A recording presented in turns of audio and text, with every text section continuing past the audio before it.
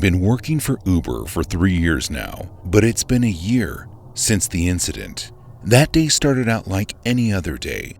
I prefer to drive later in the day. I found it to be more profitable, plus it gave me the morning to get things that I needed to be done all taken care of. I typically started my day off driving around 4 in the afternoon and would wrap it up between 10 and midnight, depending on how the day was going. As I mentioned, everything had started out normal that day. I had a few trips around dinner time, and the rest of the night was taking people to various places like restaurants and bars. I could feel myself getting a bit tired, and I saw that it was about to be 10 p.m., and I figured I would take one last fare and then call it a day. And to my luck, someone needed to be picked up from the shopping plaza that I was next to. Their destination appeared to be in the middle of nowhere, but I simply assumed it was where their house was. I accepted the ride and headed to the pickup location. When I got there, 2 men were waiting for me, and they promptly hopped into the car and greeted me with smiles. Everything seemed pleasant at first. We made small talk as we continued to drive, and in about 20 minutes, I was coming up to their destination. But I was confused as we pulled into a small dirt road that led to a gated-off empty field. Before I could turn to ask the men if this was their destination, I felt the cold steel of a gun barrel being pressed into the back of my neck. From behind me, I heard one of the passengers say, "Don't make any moves, and this can all go nice and smoothly." I did my best to stay still, aside from the involuntary shaking that was caused by the stressful situation. I heard the other door in the back open up, and the other passenger made his way to the driver's door. I was told to unlock the door slowly before I was ultimately ripped out of the front seat of my car. Before I could react to being thrown to the floor, I could feel the man's boot as he began kicking and stomping down on my upper body. I could hardly catch my breath as I curled into a ball and lay on my side, doing my best to protect as much of myself again. I could feel one of them as they began pulling everything out of my pockets. I began to plead with them not to do this when I heard the sound of a gunshot. I flinched and fell silent. I didn't think I was hit, but something told me to play dead. The moments that passed felt like an eternity, but before I knew it, I could hear the sound of the 2 men getting into my car and driving off. I stayed on the ground for a moment until I was sure that it was clear for me to get up. It was a 40-minute walk before I managed to find a gas station where I was able to call the police from. My car was never found, but thanks to insurance, I was able to get another one at only a small cost and continue to earn with Uber. I am, however, much more cautious about my surroundings and the destinations of who I pick up.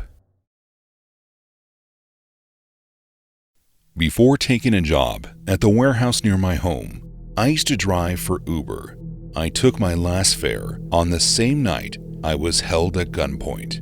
You see, I had picked up a rider who requested a pickup from an apartment complex, and they were looking for a ride to the train station. It was a 15-minute ride, and I figured it would be quick and simple. I admit, though, I was a bit confused when the man who was supposedly going on the train didn't have any bags, luggage, or even a briefcase with him. I don't get paid to ask questions, though, so once he was in the car, I just began to drive. We were on the road for about 5 minutes before I could help but noticed that there was a police car following relatively close behind us. I figured they were just reading my plates and running them through the system, and since I had nothing to worry about, I just kept on driving. After another few moments, though, I noticed that the single car that was following us had now turned into 3 different police cars. It was at this point that my passenger also noticed the convoy behind us, and I will never forget the sound of his voice when he asked me, "Please don't stop." His tone was a mixture of what seemed like anger and fear. I don't know why he would ask that, but then out of nowhere, I saw the flashing lights turn on behind us. I knew it was risky at the time, but as soon as I saw an opening in traffic, I pulled my car to the side of the road and turned it off. The man in the backseat began yelling at me, asking me why I would do that. He kept yelling for me to start the car, and when I refused, I felt his hands grip around my neck. It was like everything was being squeezed out of me. I couldn't catch my breath. I began to struggle, but there was no use. As all of the light began to fade from around me, I saw the barrels of multiple police officers' firearms pointing toward my car. The next thing I knew, I was waking up on the side of the road as the paramedics were shining a light in my eyes. The police then explained that the man I had picked up was wanted for the murder of 3 different people.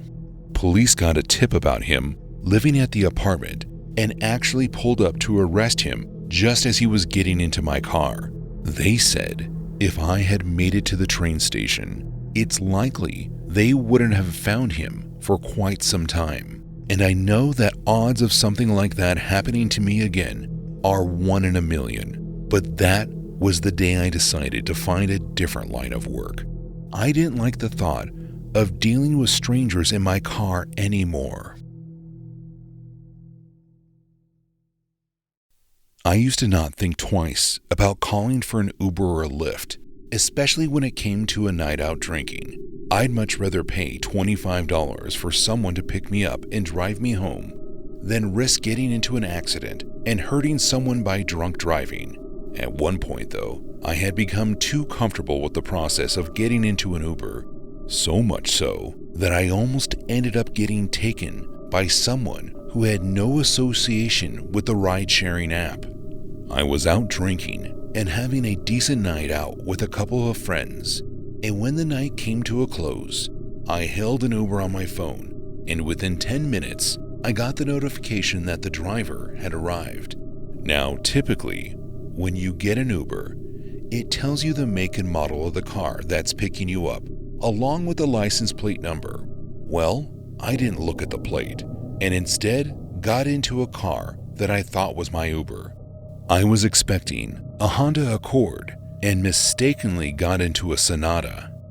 Now, normally, I would expect the person to kick me out of their car and let me know that I was being a drunken idiot and got into the wrong car. But instead, they simply ask me, "Uber?" To which I respond, "Yeah." And before long, we were on the road. The man driving the car asked me to please buckle my seatbelt, which I did without question, and I then began to drift off while looking out of the window. It took me way longer than it should have to realize that the direction that we were heading was nowhere near my house. It took me about 10 minutes to realize that we were heading into the opposite direction entirely. I brought this up with my driver, wondering if he was trying to get a longer fare out of me. But instead, things got terrifying. The man in the driver's seat chuckled to himself and then looked over his shoulder at me. With a big smile on his face, he said, "You should be more careful on who you get into cars with." I immediately unbuckled my seatbelt and began pulling and tearing at the door handle. It didn't budge though, and my feeble attempts only made the man laugh harder. I figured the child lock must have been engaged. As we continued to drive along, I couldn't help but wonder what the man's plan might have been. It was my luck though, as we pulled up to a red light and he actually stopped. We were on a multi-lane road, and another car happened to pull up beside us. Without thinking about it, I began banging on the window, screaming at the top of my lungs for help. I was yelling about being trapped and the child lock. It only took a second for the car next to us to realize what had happened. And I don't know if the terrified look on my face was proof enough about what was happening, but the driver of the car next to us hopped out and managed to open the door that I was trapped behind. I hopped out of the car I was locked in and quickly ran into the car with the driver who had potentially saved my life. To my surprise, the man who trapped me in the first place didn't try to pursue me at all. Instead, he pulled off as soon as I was out of his car. As soon as I caught my breath, I placed a call to the police and met up with the officers to give my statement. As of right now, there has been no sign of a Hyundai Sonata or the man who was driving it.